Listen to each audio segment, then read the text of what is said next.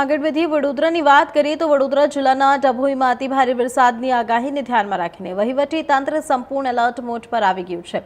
સંભવિત પૂર અને આપત્તિ જેવી પરિસ્થિતિને પહોંચી વળવા માટે રાહત અને બચાવની આગોતરી તૈયારીઓ પૂર્ણ કરવામાં આવશે। અધિક કલેક્ટર હિમાંશુ પરીખે ડભોઈ ખાતે કેમ્પ કરી સમગ્ર સ્થિતિ પર સતત નજર રાખી રહ્યા છે। તો જ્યારે પ્રાંત અધિકારી રવિ રાજસિંહ પરમાર મામલતદાર અને નગરપાલિકાના અધિકારીઓ સાથે સંકલનમાં રહી મેદાનમાં કામગીરી કરી રહ્યા છે। અસરગ્રસ્ત લોકોને જરૂરી પડે ત્યારે તાત્કાલિક આશ્રય મળી રહે તે માટે ડભોઈમાં કુલ 9 શેલ્ટર હોમ તૈયાર રાખવામાં આવ્યા છે। અધિકારીઓની ટીમ તમામ શેલ્ટર હોમની મુલાકાત લઈને ત્યાં ઉપલબ્ધ સુવિધાઓ અને વ્યવસ્થાઓની ચકાસણી કરી હતી।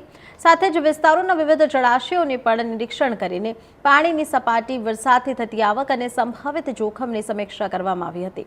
નીચાણવાળા વિસ્તારોમાં પાણી ભરવા અથવા સ્થળાંતરની જરૂરિયાત ઊભી થાય તો તાત્કાલિક કાર્યવાહી થઈ શકે તે માટે તમામ વિભાગોને સતર્ક રાખવામાં આવ્યા છે। હાલ અધિકારીઓની ટીમ સતત ફિલ્ડમાં રહી વરસાદથી સ્થિતિ પર નજર રાખી રહી છે અને પરિસ્થિતિને અનુરૂપ જરૂરી નિર્ણય લઈ રહી છે।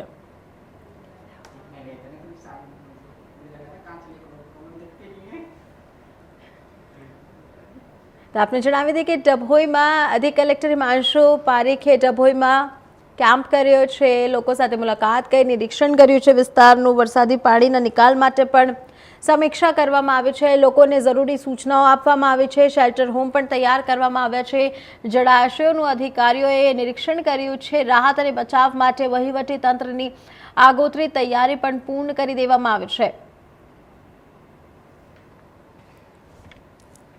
એ મોસમ વિજ્ઞાન વિભાગની આગાહી મુજબ આજે ને આવતીકાલે 2 દિવસ સમગ્ર મધ્ય ગુજરાતમાં અને એમાં આપણું વડોદરા જિલ્લાનો પણ સમાવેશ થતો હોય રેડ એલર્ટની આગાહી છે અને એના ભાગરૂપે વહીવટી તંત્રએ પૂરતું આયોજન કર્યું છે, પૂરતી વ્યવસ્થાઓ કરી છે। સૌ અધિકારીશ્રીઓને તાકીદ કરવામાં આવી છે અને તમામ અધિકારીઓ અત્યારે હેડક્વાર્ટરમાં હાજર છે।